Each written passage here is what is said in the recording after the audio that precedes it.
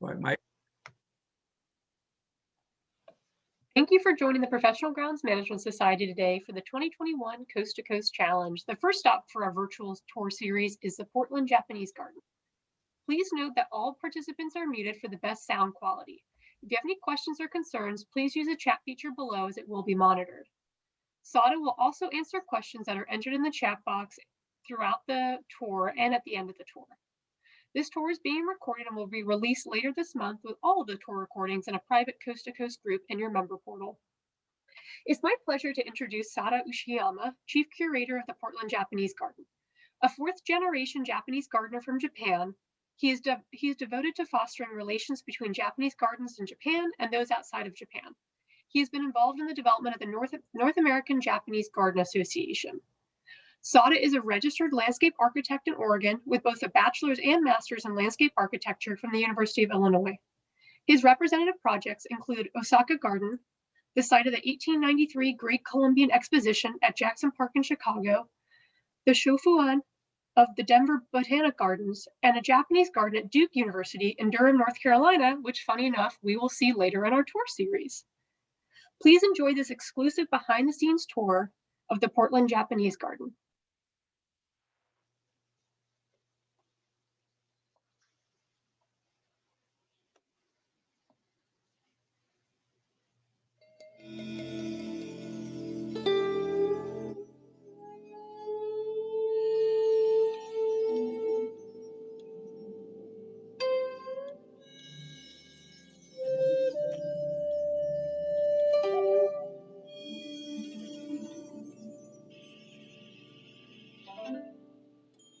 Hi, my name's Mike Beaulieu, and welcome to the kickoff tour for the PGMS 2021 Coast to Coast Challenge.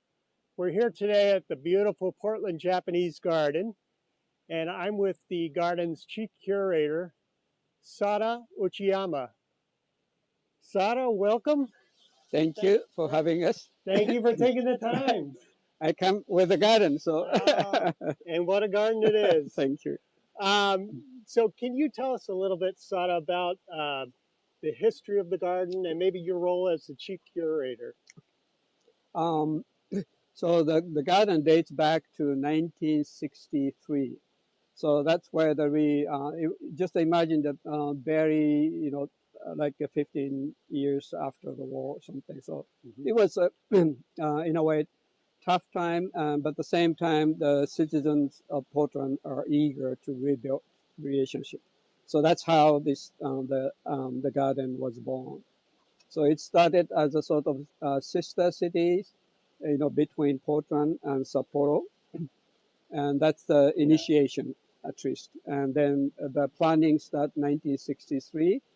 Then actual construction is 65 and 67. We are partially open, not whole things. So yeah, we've been about close to 70 years now on this ground.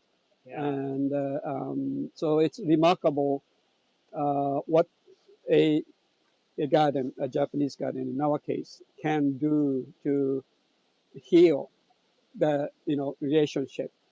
Since the World War II. Right. Yeah. So I think the garden is a beautiful venue to really bring the people together. Mm-hmm. And garden is generous to receive all feelings, good and bad, and then sort of hold it. So it's a beautiful sort of way to bring the people, and then in our case heal the wounds. Yeah. So it wasn't such a smooth road right from the start, was it? It was a little bit rough. Right. So just so you can imagine, 1960, still everyone remembers, war just ended. Yeah. And so the construction, during the initial construction, 1965 to right down 70 was a tough ride. And you can imagine. But, there's, the people who are not so fond of having the garden or building the garden, but the same amount or larger number of people supporting us all along and up until today. So I think little by little, the garden, starts small, and only 1/3 of the area was open 1967, and construction continues. So about 3 or 4 acres at the beginning. Right, right at Yeah. the beginning, right, Okay. and then not every day, probably just a half a year, Yeah. because there was no garden to speak of in a way. Right. Right. It's just a little plants and here and there. So Yeah. that was a You have to start somewhere, right? exactly. But All right. that's the part I really like to give the audience today. You won't believe how Portland Japanese garden looked like way back 1960 and 70. There was literally nothing, but the garden grew. So that's really the hope we always. It used to be a zoo, right? Yes, right. So it was a site for a small zoo. They moved to the other side of the hill, but yeah. Okay. But it was a beautiful site to begin with. So Yeah. it's one thing when you have a garden or building a garden, you cannot change is the location. So at least the location was picked right, 100%. Right. Okay, and how about your role as chief curator? Just a quick synopsis on that. Right. So I was a garden curator up until the end of the last year, 22, and so it's still just 3-4 months in this role. So I'm trying to figure things out. But basically now we have very capable garden curator. Hugo Tori is in place, and he's busy today up there. Okay. So really my role right now, the first and foremost, is to make a transition smooth. So we took this year, year 22-21, is a year for transition. Basically, Okay. just it's I've been here for now 13 years, so there's a lot I've been carrying. How many years? 13 years. 13 years. Right. Okay. So I have to unload that and then provide him enough information and ideas so he can just carry that. Yeah. So your role now is more of a managerial or supervisory position, or? Still, I'm more on the garden side Yeah. to make sure that this again transition is my priority goal. But next year on, most likely we have a big plan. I can talk later. Okay. This is still secret. I can talk up there. All right. So that big project is upcoming, and that's something on my portfolio to manage. So that's a very big job. Yeah. But All right. yes. In the meantime, I am a senior version of garden curator for time being right now. Right. Okay.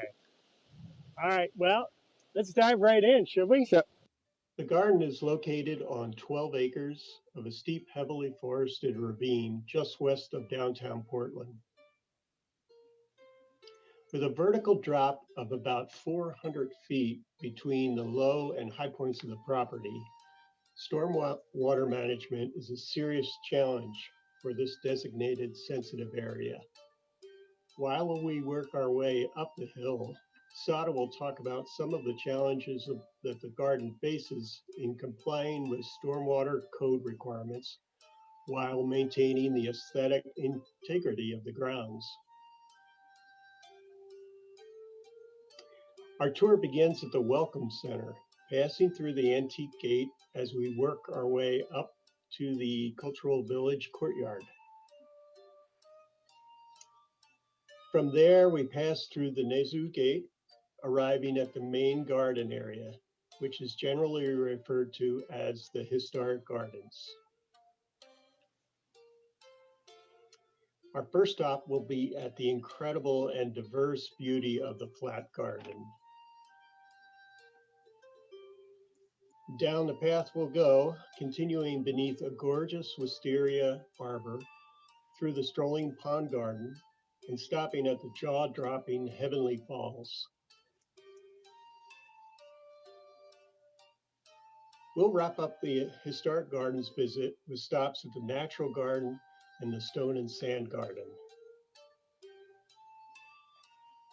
And then finally, we'll close out the tour at the formidable castle wall located in the cultural village. The actual construction took almost 26 years, up until 1990. So you see the garden today is actually, that took 27 years to build the whole thing. Wow. Right. So this is the important point too. We just a commitment, that length. Yeah. Keep on moving, and it's a long term investment of course, the money and manpower, but emotional. Do you find that projects and remodels, if you will, tend to take a little longer than you anticipate? I mean, I know I do. They always take longer than you think, and you want them to take X number of days, right, and they take X times 10. That's correct. Yeah. Well, I think we just finished the biggest, so far, the project. This is the expansion. This is brand new, opened 2017 spring. So we are just exactly almost 4 years since we reopened. Okay. So this new addition took good year and a half to build. So we didn't have anything here but the parking. So that was what's before. Yeah. So this water feature with the new buildings, which has basically primary the ticketing function and welcoming, we call welcoming center here. But the one thing I need to just note is this is outside of the garden. The fence is right there. So basically the part of our expansion and this time is we basically share this feature with the public, and you pay the entry fees right there. So this is actually outside of.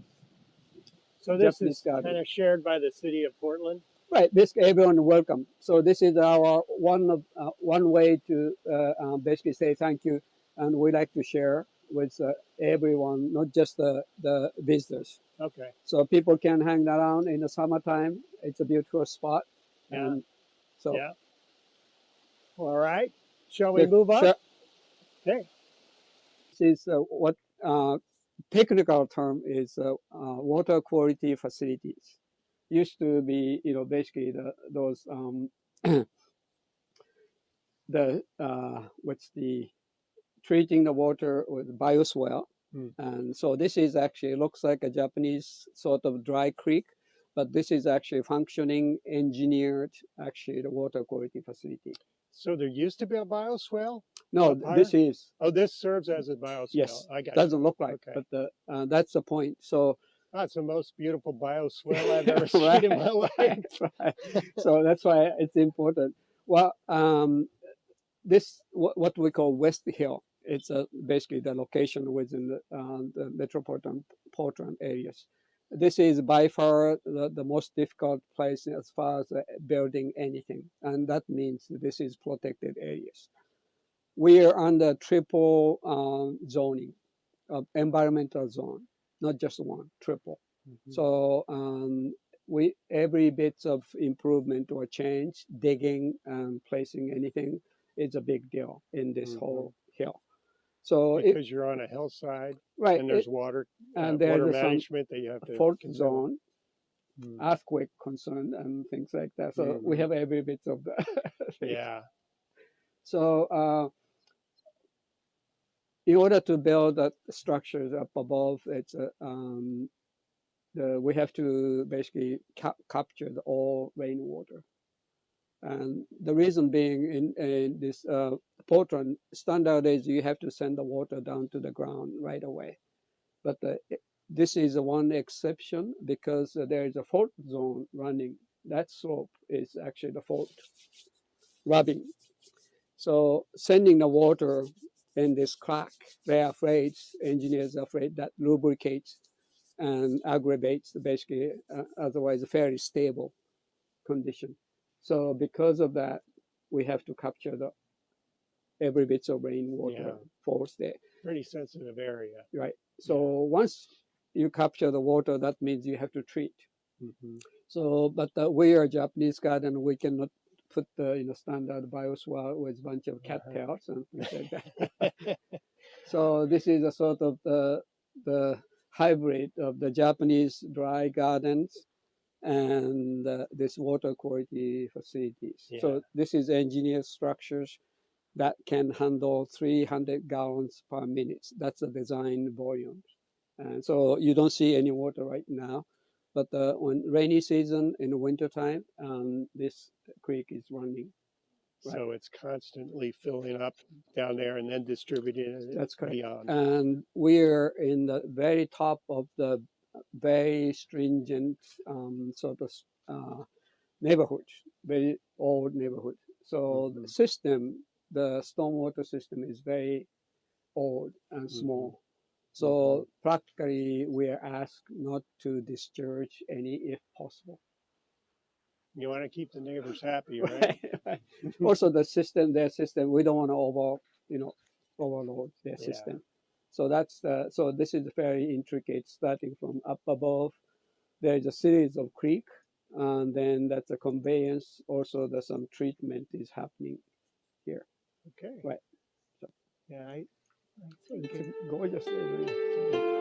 yeah, absolutely.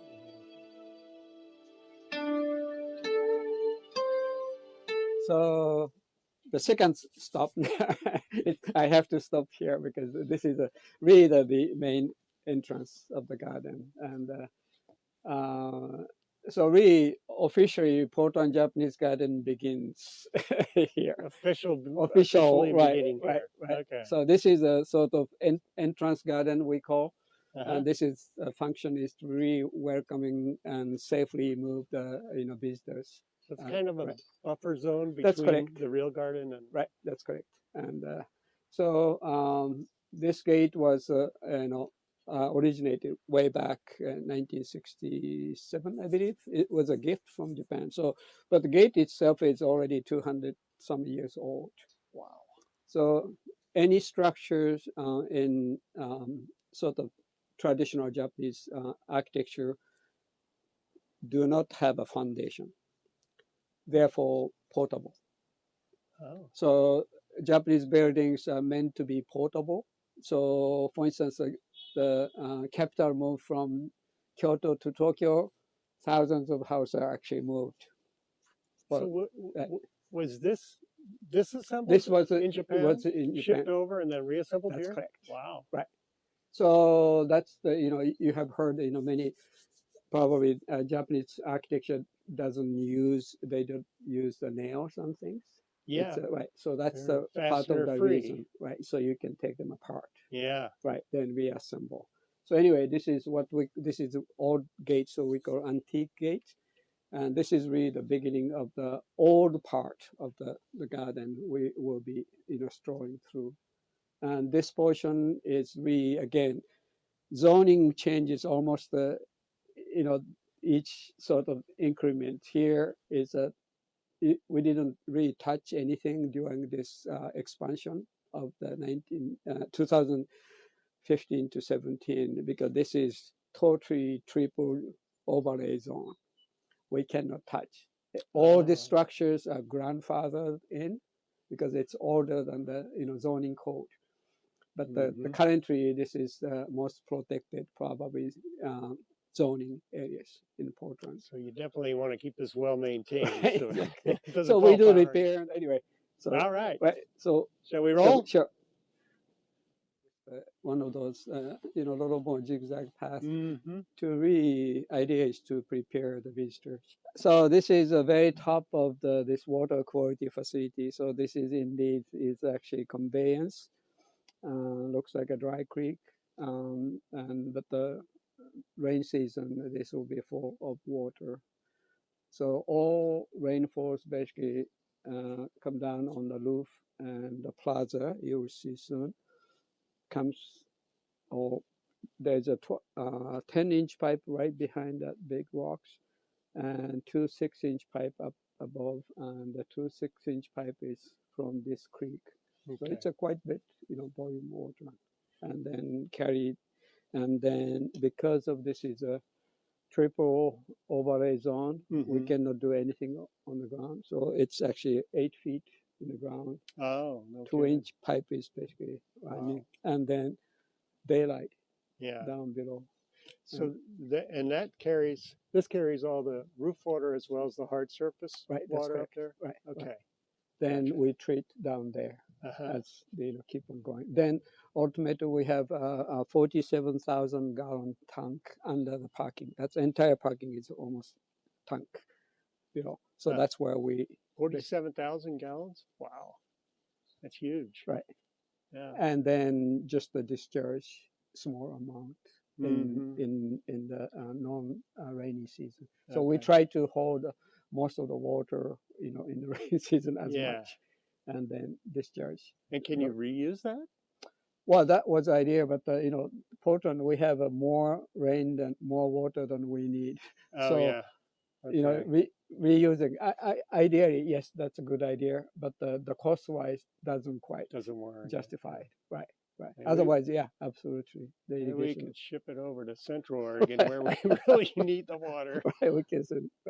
Yeah. So anyway, here is a new portion back. So we walked through the old portion, and this bridge basically takes you to this 2017 expansion that we built. So we just goes up, and then there's a big plaza. Okay. Shall we head up? Sure. Okay.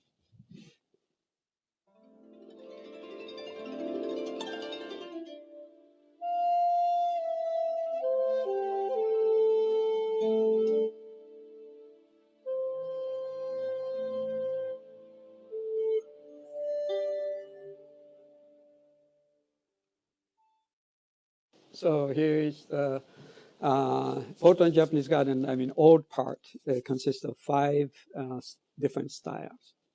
So this is the largest and the main and the most formal of all 5 flat garden. Just the basically flat garden consists of the expand of the gravel and then some backdrop vegetation. In our case, primarily displaying the pine trees. Mhm. And this is a mix of the Japanese black pine and native shore pine. The short needles are shore pines, but the both 2 needle pines, so it takes a very similar maintenance. Mhm. And of course, the back of your is lace leaf, big lace leaf maple. Yeah. Right. So it's need a little bit of haircut, which we're going to. We just finished the pine pruning, and so you can see no candles on the pine trees. Ah. Typically, this is the time of the year. So that's how you control the growth pattern? That's correct. So it's a busy time. We just finished the pine kindling. That takes the whole the garden department. And that same technique is used in bonsai plants too, right? Very similar, but the bonsai has a much tighter control. They candle probably sometimes 2-3 times Per season. per season. Wow. Right, depending on where you're at. Yeah. And Portland, I have heard as many as 3 times. Yeah. Right. But we do once. Sometimes actually, depending on the tree, we do twice. And so the flat garden reed idea is you can see there's no. By the way, we don't have many fences to divide. So from one garden to the next garden is just the pathways, and before you know, you are into the next garden. So flat garden is the most sort of formal and contained, I would say, the garden. So the backdrop, you can see those dogwoods and Japanese maple. That's really that sort of extent of this garden. And the flat garden is almost always associated with or attached to the building. So this pavilion was built 1980, and the dedication day exactly, that's where Monson Helen explode. Oh, that's so right. Everyone remember right, that day. Wow. Everyone knows what's the dedication day of this day. So out of this This is what I was talking about earlier. Mhm. This is, you have in the background here, That's you have the quintessential native Pacific right. Northwest forest. You got Doug fir, cedar, um, a couple We have big leaf hemlock and maple, ground forest. Yeah. and so that's the backdrop. Then in the foreground, you got all this color and texture and diversity and of the Japanese garden, and it just, to me, this is my favorite spot in the whole garden, because I think it just kind of sums up the whole idea of blending the Japanese garden in with its surroundings. Right. Also, really, this is a microcosm.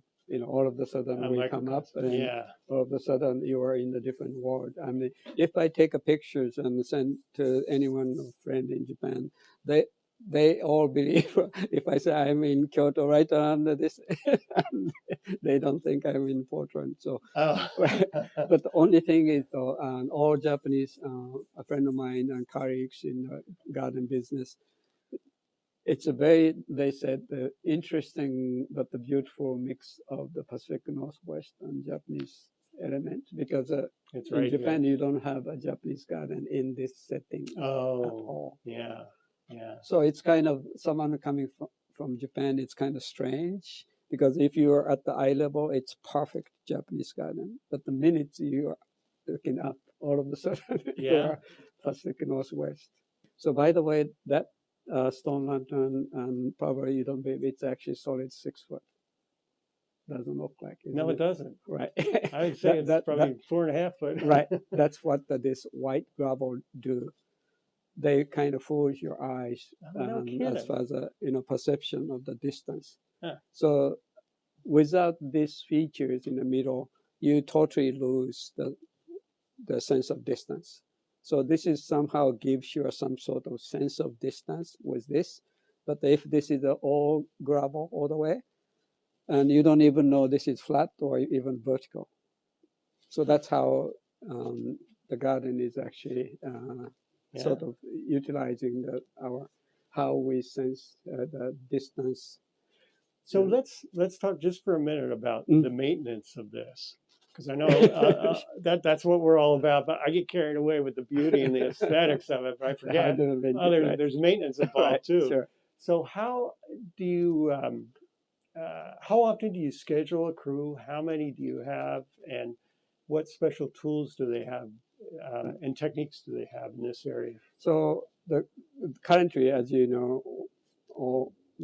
this COVID situation, we downsize and we are rebuilding the garden crews back to the where we are. Mm-hmm. So we have 6 of us right now, Mm-hmm. and used to be 8, and the basically the optimum is 10 of Mm-hmm. us. Taking care of this is old garden is 5.5 acres. The new portion is 4 acres, so roughly 9.5 acre landscaped, and so one Mm-hmm. gardener per acre, And roughly. that's from basically the entry gate That's down right, below up to up the to here. cultural Right, village. right. Yeah. So the maintenance of this garden is this is again it's all we have the same issue of the how people visitors treat the garden. So depending on if the kids run into 10 times, then we have to clear. But They try to build a sandcastle with it right, or right. something. So actually, it's hard to believe, but we don't do that often of the raking. Yeah. It's very people are very respectful, Yeah. and so keep the also. By the way, this is a granite. It's this gravel It's granite. came from Japan. This is the original. Oh, it is. Yes. Wow. Back in 1970, you can ship anything, right? Yeah. In a Yeah. container. Not So, anymore. right. This one actually came from Kyoto, Ah. actually. Right. So this is the authentic, what we call shirakawa, the gravel. All right. Well, shall we move on? Sure. Wow. Now it's back to the blue. Down there. So you see now we are moving from one garden to the next, but it really doesn't tell you or no sign or anything. You just enjoy this Yeah. as a pretty much a part of the garden. But Right. also, another things I want you to note is we have very little signs. Yes. Right. I have noticed that. Right. And I have not seen any, other than the gentleman back there, but I have not seen any tools or anything laying around. So that's the same even during the visitors are here, because we try to have them really immerse themselves and Yeah. talking to the trees, not themselves. Yeah. So the quietness is important for us. Yeah. So we try to pretty much quiet all signage and everything else less, so people can really enjoy. So the pathways we're taking are actually, they're not a designated garden, but they're just as engaging, I think, as the gardens themselves. Yeah, it's not like you're walking through kind of a dead zone and then you get down to the garden and huzzah. It's really, really beautiful along the way. My biggest the praise to the garden designer, Professor Tono, is the connection of this garden. Mm-hmm. Each garden, of course, are wonderful, but the how that move the people from one garden to the next. Yeah. So that's where it's beautifully done. Yeah. Right. So here is the wisteria in season. The right side one, you can see how old, and this is a new one we just replaced a few years ago. Okay. So it started blooming. Yeah. And this has been pretty much probably right on from the 1970. So it's really old. I wanted to ask you for your thoughts on how impactful the Japanese culture has been in the design planning and even the maintenance of the gardens. And I was looking on your website, a couple things caught my eye, a couple quotes. So I'll read them to you. Okay. You can kind of expand on them Sure. if you want. But I gotta read them because I didn't memorize them. So one quote is, "In Japanese gardens, everything is intentional." And then the other quote is, "Japanese gardens are meant to evoke quiet reflection rather than strong emotions." So I think the starting with the second point is really just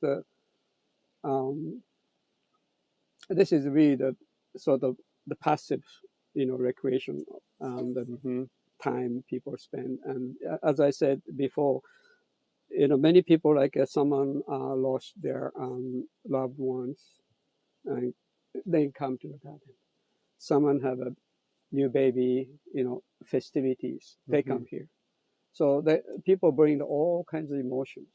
So the garden doesn't need to show off anything or tell them anything, but just being the more or less the sort of container of their the vehicle emotions. for Exactly. So it runs the gamut from everything from personal reflection to a celebration, like you Absolutely. say. Any emotion. So that's I think the most important aspect. So we try to provide the best and the calmest and gentle best possible environment. So that is the garden is about. Yeah. So and grouping of trees and the plants and stones that gives them a sort of something to reflect on or contemplate on, and then sort of unloading the emotions, and garden sort of hold it. So that's right. So the intentional aspect of it is kind of your plant selections, your arrangements, your landscape layout. That's all kind of reflecting on what you're trying to provide to garden visitors. So you can see of course, right now is azalea is in season. So in most cases, oftentimes we talk about that there's not many flowers in Japanese garden. Well, we do, but we do in that season. We don't necessarily display. We don't necessarily bring out of season place. So you will see the season by way of azaleas. Now it's May. Yeah. Right. So the wisterias. So May to June, and very soon you will see the iris is coming, which is June, July.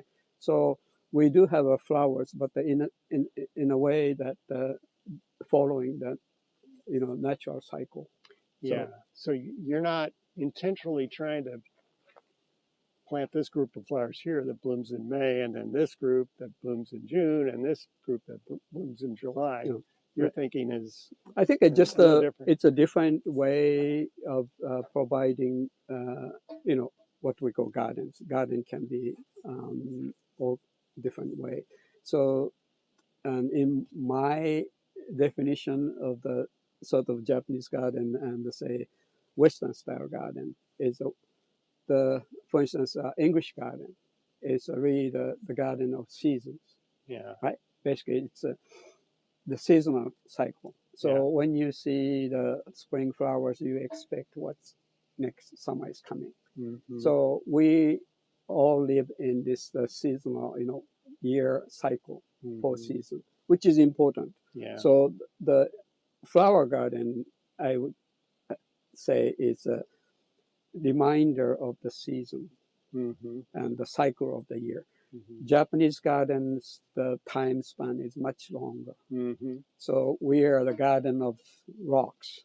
Mm-hmm. So what that means is what we provide is this stability and changed environment.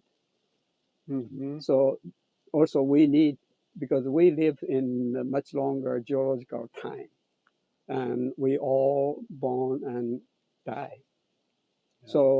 So Japanese garden provide that you know time span experience. Yeah. So it looks like nothing changed, but for instance, rocks will over million years crumble down to the sand and dust goes away.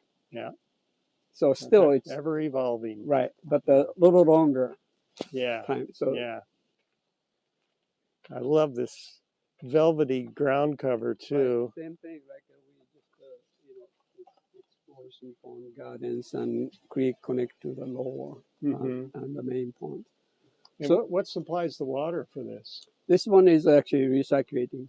Oh, okay. Yeah, and we are probably amending probably just the 2-3 gallons a minute because of the you know evaporation Yeah. and things like Right. that. Right. So there's no fish here Yeah. because the pond is too shallow.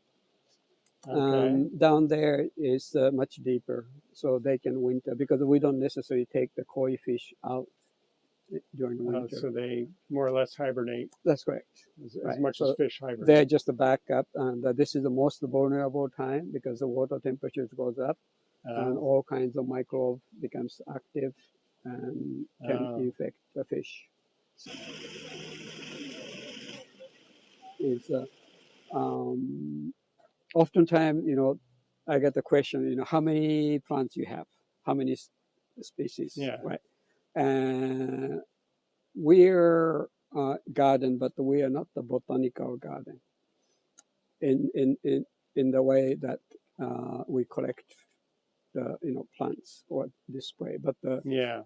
what we are doing is showing the sort of what each species can do, Mm-hmm. as opposed to how many species. So probably you noticed by now we don't have many actually species here, not many kinds. Not a huge variety. Right. Right. So and I'm guessing you don't keep an inventory of your plants, do you? Or we do. oh, you do? Okay. Yeah, but as I said, for instance, like you see the big dog firs and cedars and hemlocks, and probably you can take a look at that hemlock hedge of about 4 feet tall. Oh, yeah. Is the same age as most of these trees. Oh, no kidding. Wow. So again, depending on how we maintain, how we prune, it can be hedge or it can be 3-foot diameter tree. Again, so right, it's intentional. Right. So there you don't want we are trying to trees. Just like the movement of eating the whole instead of only the fillet and throw everything away. But we try to show what each species can do, can become. So what we call like a tree species, sometimes you see as a shrub here. So just a good example is that's a hedge. So I think each tree, each species has a potential. And then we are trying to sort of display what they can become. Yeah. Right. That's great. This is designed and approved ADA accessible route. So when we're talking about the ADA, I'm sure many public garden is always concerned about the accessibility. So there's a set rules, for instance, textures and the width and all those things. I work with the city for quite some time to represent this this is perfectly meeting the code, right? So in other words, even the ADA access doesn't need to be plain concrete, 4.5 feet high. They just came out of the hibernation. And as we monitor the water temperature and then how active they are, and then we just keep feeding. So in the height of summer, we feed, I believe, 4 times or 5, depending on how long the day. Yeah. Right. So wow. So these are somewhere probably now 4, 5 years old to the up to probably, I don't know, 14, 15 years old. Right. And koi is native to Japan. That's correct. But these have been, going through the hybrid after hybrid. So right, started. But what I know is I think orange and the red is old color.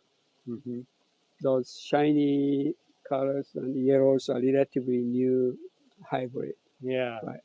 Yeah. The newer models. So you can see the black ones. So that's how it started. So back then, sometimes, like probably 300 some years ago, someone found a little tint of the orange in the black. Yeah. So that's how they just kept going. Isn't so that in the black, there's, I believe, native 2 colors already built in. So one of which is the orange color. Right. So these guys are probably, 40, 50 generations. Yeah. Right. Yeah. Okay. So it's this is obviously the artificial actually water recirculating, and we are probably running about 250, 300 gallons per minute. So that's the volume of water running.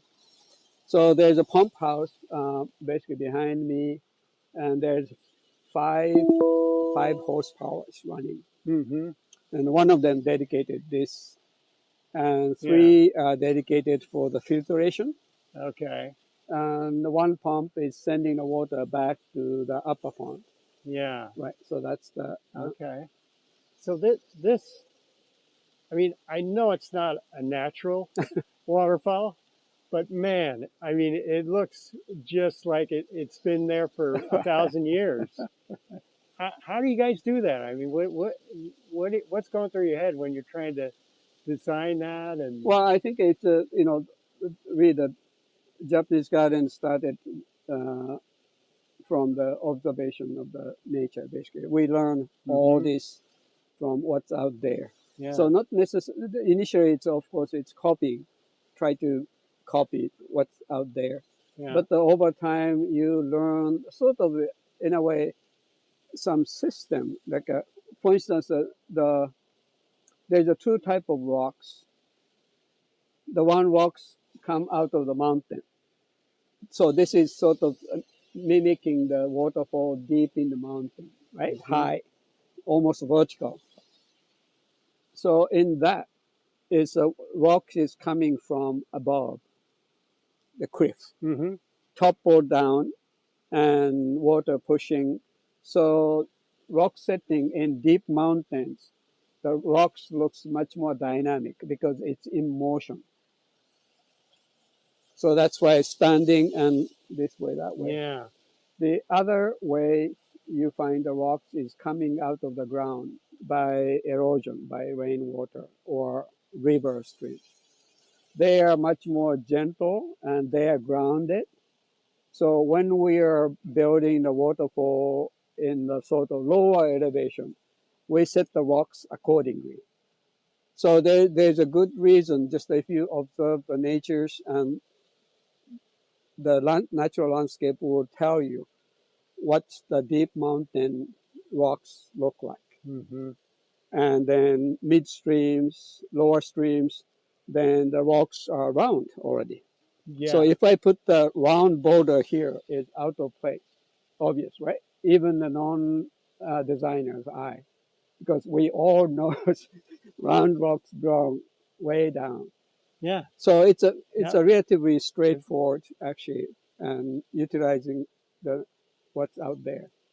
So the moral of the story is, let nature be your teacher. Yes, I mean, you absolutely. can learn a lot from it. Still, You know. yeah, observation and learning.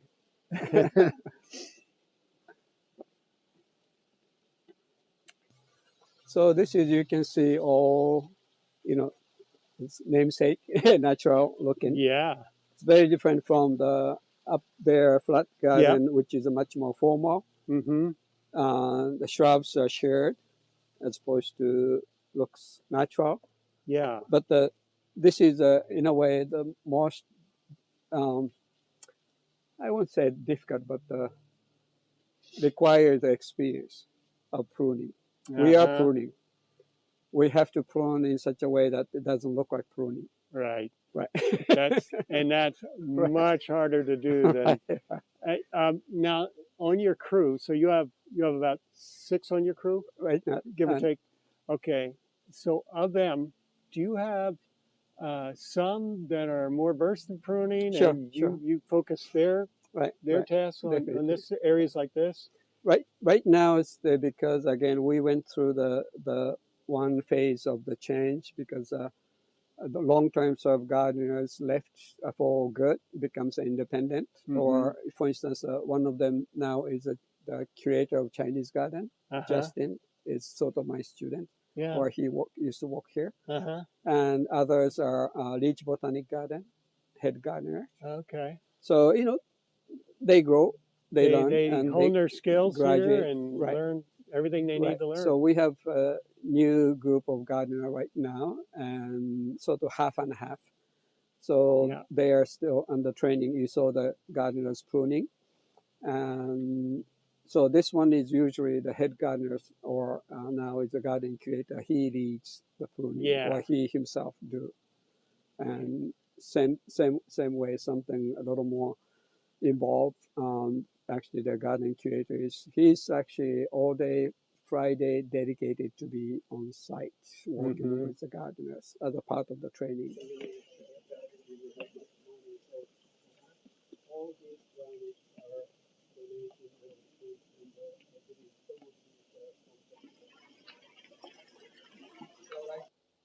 So you can see all looks like plants are not pruned, but we do.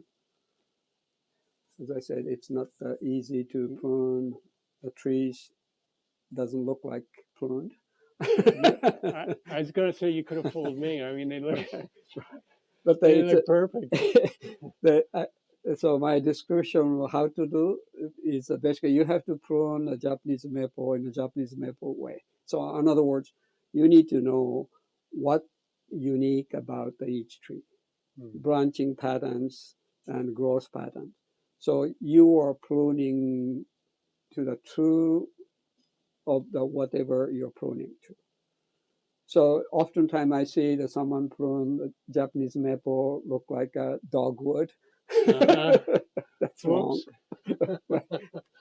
So it's kind of funny though that it's actually it's very true. You find many trees pruned that way in a wrong.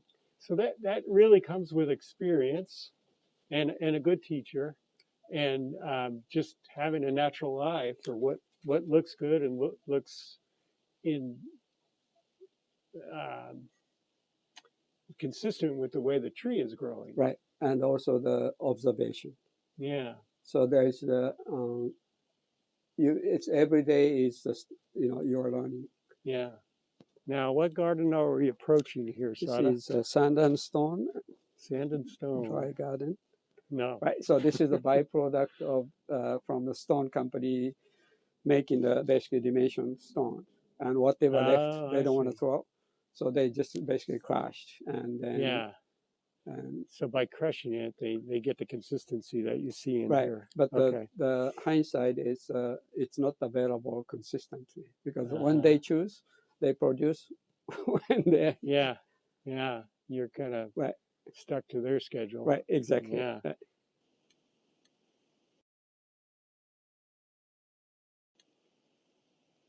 So this is a tea garden, and tea garden. This one has a three subsection: the inner garden, Hmm. and the middle and outer garden.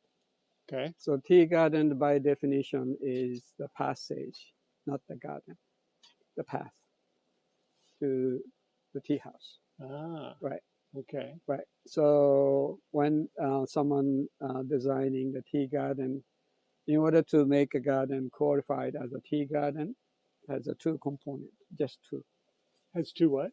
two elements. Then you can call a tea garden. Oh. Right. So that's very traditional Right. So Japanese. obviously one is the path, Yeah. right, the walk, Okay. and the other one is the water to basically purify your body and hands Yeah. to go into the tea house to receive the bowl of tea. Uh-huh. Right.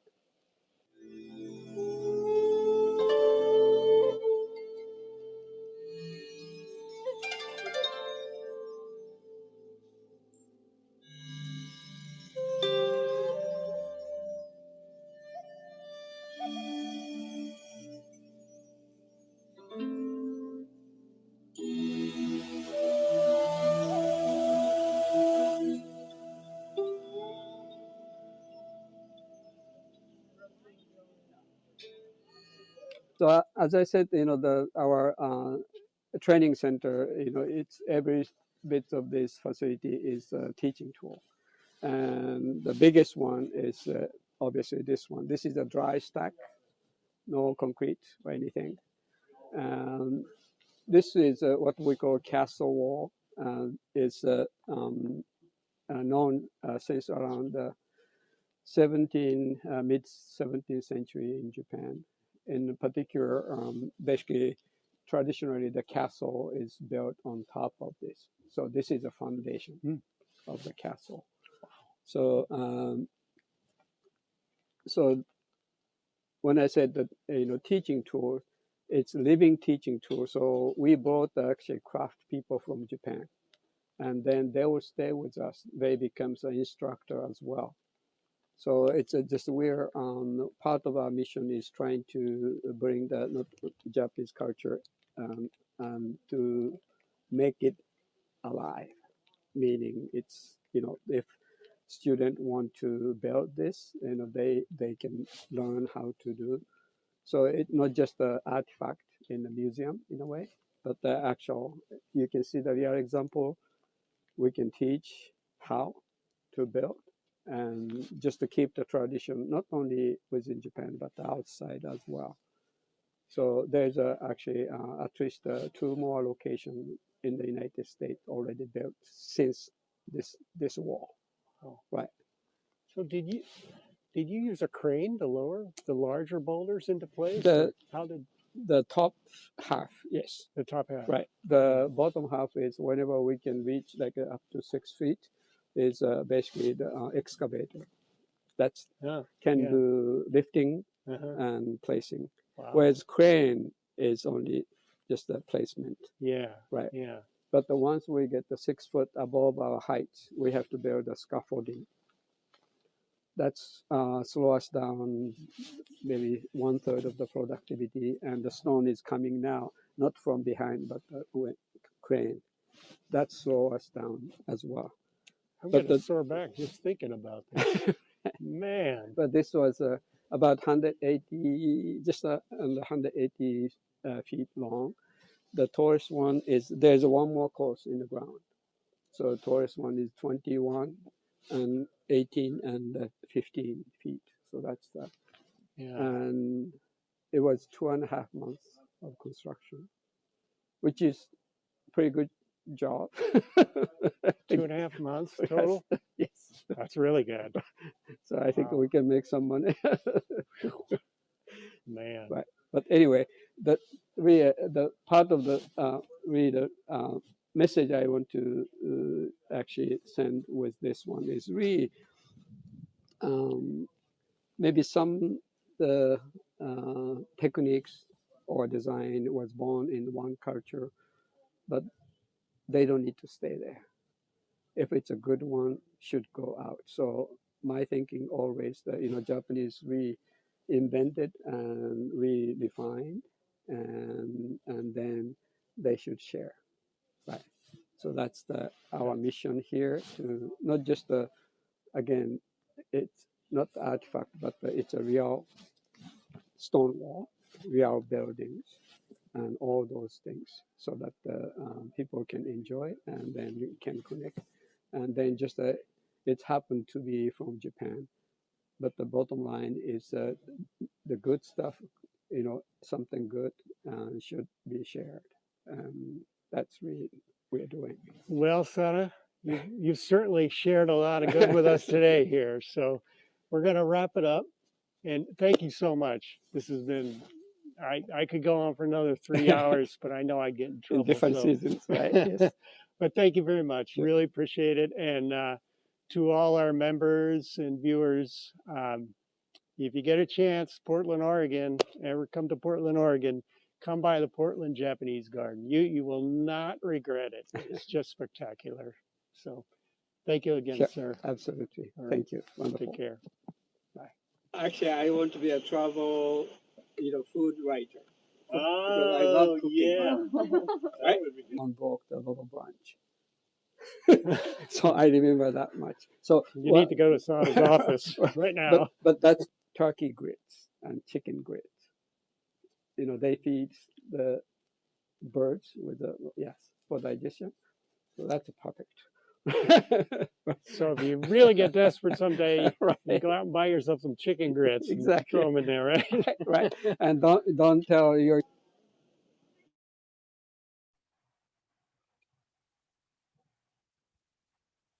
Hello. Thank you so much, Mike and Sada. That was incredible. Guys, if you have any questions, please go ahead and put them in the chat box. I know we had a few that came through that were directed at us. So Sada, if you just wouldn't mind recapping some of the tools that you guys use. I think there's a question specifically regarding what you guys use to rake the gravel. Well, and actually it's a wooden, it's probably 16, 17 pound. It's pretty heavy wooden rake. That's I inherited from probably previous generation, goes back to a good 15, 20 years. So it's a wooden, the why it's heavy. Just imagine that the rake, let's see the 1/4 inch, roughly the size gravel, and 1 3/4, 2 inch deep. It takes so much weight to actually dig in. So if you don't have a weight on your rake, you have to really push hard to make an impression on the gravel. So that's one thing. But if it's too heavy, you ended up gathering the gravel. So there's a magic sort of, not the size, but it's more to do with the weight. And it just, let's see, roughly, 3 inch wide, 3 inch thick, and about 2 feet wide, and 12 inch, and with a zigzag teeth. So, but that's, came to me after so many years of trial and errors, the weight. So I think depending on your type of gravel and size and thickness, you have to sort of test in different weight, but the weight is a key. Otherwise, it's very hard, about say 1,000 square foot to draw the patterns. That takes actually lots of energy. But if you have a right weight and the wooden rake, that will make your job a lot easier. So if you are interested in, I can send you a picture So send me email. So you'll see what kind of rake we use, right? I'd be happy to Sada, post that video. I was just curious, Sada, do the guys working the rakes, do they have to wear special footwear of some kind so they don't impact as they're walking away? Right, Or how, right. They is it need to like learn. breaking out a sand trap as you get out of there? Well, they run to fly over. No, I'm kidding. It's amazing. This is again is a physics. If you have a right mix of gravel, and has an impression up and down, it can support actually human weight. Surprisingly, let's see, our footprint is 3" by the 10". So I don't know how many pounds per square inch, but if you walk gently up and down, not this way, then actually it's already raked, and the gravel actually can support your weight. It's hard to believe that they can be pretty actually stable. Otherwise, you can imagine that impact of raindrop is much more than human weight over the gravel. So that's a key. So in order to keep the shape of the gravel up and down and not destroyed by the raindrops. So that's again, the mix. So it's not just a 1/4 inch. There is all the way to, I would say, 1/16 of inch, as big as a 1/2 inch. So it's a mix. So when you rake the mixed gravel, they actually build the structure stable enough, and then actually can support our weight. So yeah, those are the things actually. Once you stand on the gravel, you will understand what I'm talking about. I'll have to try that next time I'm out there. Sure. We have actually the workshop too. So the raking workshop. Learning to rake? Very demanding, sort of, it will sell in probably 20 minutes, because this is the only time you can actually get into the garden. Otherwise, the garden is totally off limit. So that's the only opportunities we provide for the members. Sada, if you don't mind, one of the questions came through. What is your annual operating budget? So the garden, it's because we are not just the maintenance department. We have a development, marketing, all those typical botanic garden organizational structures. So as a Portland Japanese garden as a whole, again, this is a COVID, before COVID, and now we are rebuilding back, is I believe right around 13-14 million a year. And the garden department, probably about 15% of that is for the garden department. And I mentioned to Mike that we try to, our revenue is basically 3 sources: the admission and the membership. We have over actually 15,000 members.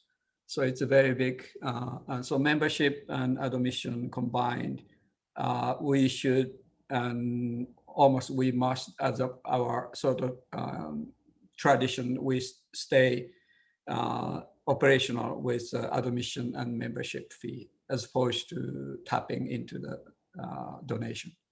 So donation is typically used for the repairs and improvements that can wait, and it's less operational expenses. So from the charter, the board way back 1970, so they basically kept this tradition. We operate within our means, is basically membership and admission, which is very remarkable. And then the donation on top for the capital project and other necessary repairs and improvements. few more questions for you. You mentioned treating your water that is collected as part of stormwater management practices. How specifically is the water treated? It's basically just a typical, the structure basically going through the vegetation and the soil. So, and I'm sure in your areas, there's a standard, the water quality trough or basically structures. So basically it's a big pond and layered soil, about 2.5 feet with the vegetation on top. And basically water percolates slowly through. And then there's basically the perforated pipe underneath. That's basically collect the seeped the water through. So the key is it's a volume is one thing, but we are trying to actually keep the water on site as long as we are able. So therefore the water goes, meandering this, stay pond here, and then creek and pond. So normally from this rainfall here on top of our hill and run down probably within 20 minutes, basically just traveling. So if we can make that one 3 times longer or 4 times, that's basically reduce the impact on the sewer system, because the water we are holding as much and then gradually release. So even the same amount of water we release, but over longer period of time. So that's really the part of the contribution we are doing. And it's a challenge. It's a very steep, lots of elevation. So water like to travel fast. So we have to sort of slow it down. How many staff or how many people are on your staff team? So right now, the gardeners, I think we are up to 7, including the garden curators. And occasionally, depending on like a busy season, I'll actually put myself in to for instance, like a pine candling. And fall season, fall is a busy season. But the current, and we are actually building back to 10 gardeners, but right now we are 7, and it's a little tight. So there's some areas we just let go for 6 months instead of 2 months. So we are trying to sort of handle, I'm sure, all same as in your garden as well. But I think so far we are okay. Is there symbolism in the design of the garden and how it is used? Symbols. Is there, symbolism in the design of the garden and how it is used? Right.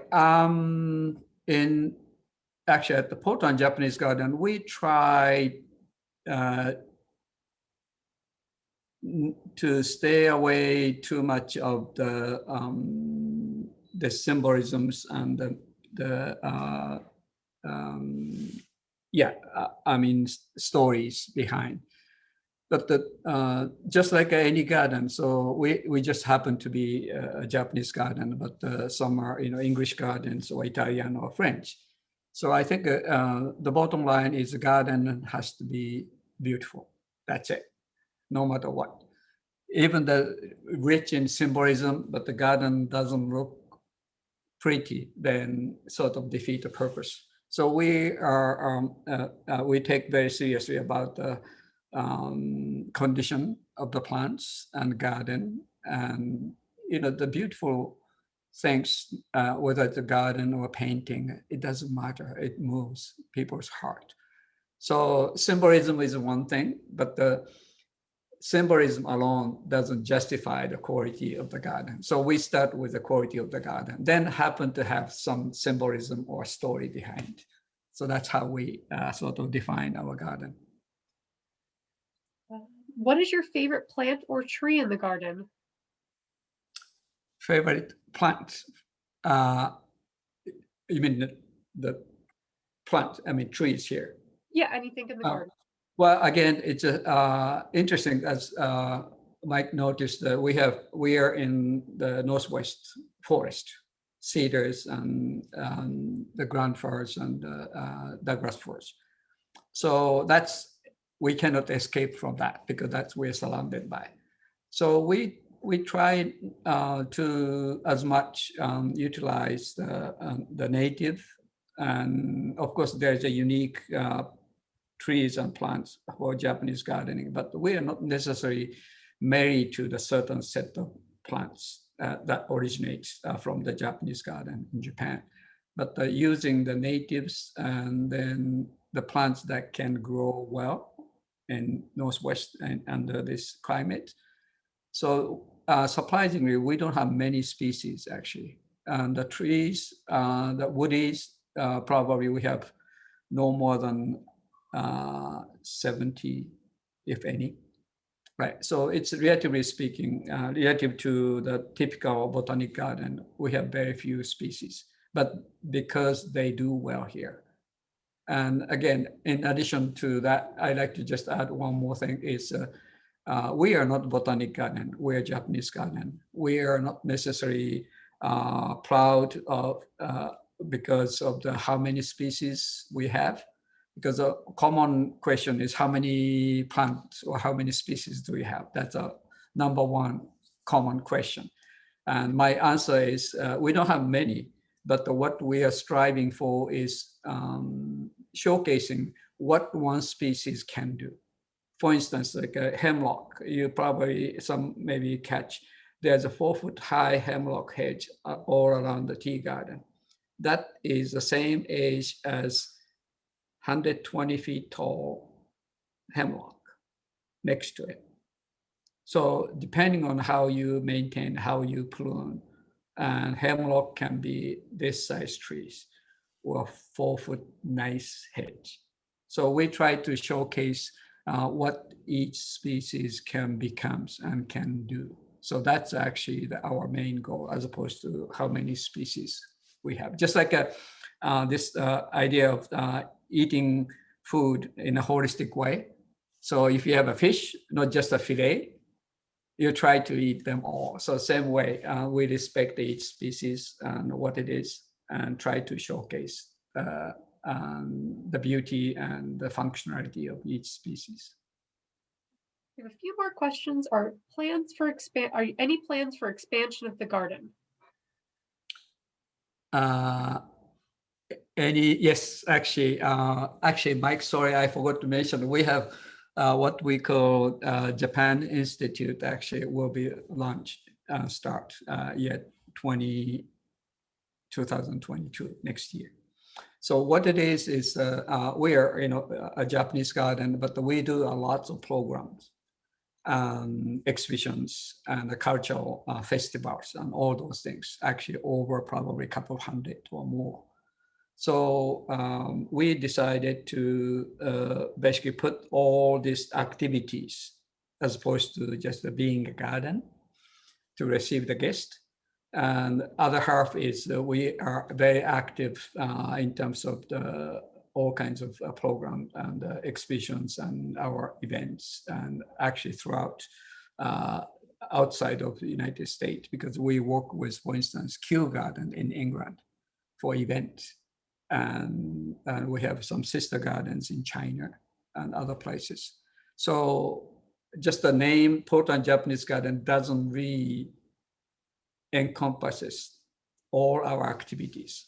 So we decided to basically give a name and structure to our activities as opposed to the garden. So garden remains as a Portland Japanese Garden. But this Japan Institute is under Portland Japanese Garden umbrella.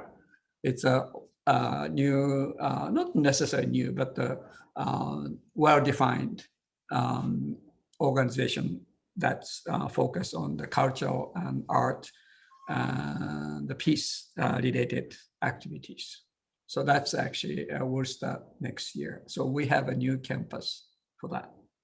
That's incredible. So that's a big project I mentioned about before my retirement. Last two questions. Did I just miss them? This is a question from a member. Did I just miss them, or were there no Japanese cherry blossom trees? Yes, we do have quite a few cherry trees, but As you know, there's probably close to 800 varieties and hybrids of the cherry trees. But as far as the Japanese native cherries, only 4 species. And then there's hundreds of hybrids and varieties from that. So we try to actually stick to species as opposed to the varieties. So we have only pretty much one Yoshino, that's basically species common in Japan. And so we have at least probably 50 or more cherry trees here, but 90% is just the one species, Yoshino. The reason being Yoshino as native Japanese flowers and the beloved, the favorite of Japanese. Reason being it blooms and gone within a week. So we have a cherry trees, less to do with displaying the beautiful flowers, but to give you a very clear sense of beginning of the spring. So that's the reason we have a cherry trees. So it blooms, and even today, and Japanese, the weather forecast actually officially depends on the cherry blossom to declare the spring.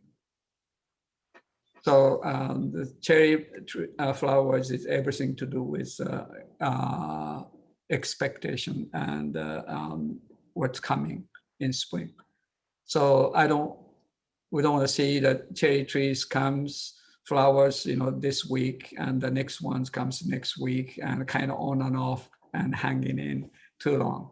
So Yoshino gives us an exact almost 1 week. Blooms, and if you comes the 9th day, they're gone. So really the cherry flowers is as a sort of indicative of the season and the spring coming. I think much cooler than a groundhog that we have here in the US. So there's actually, it takes almost a month and a half traveling, cherry blossom from the southern end to the northern end of Japan.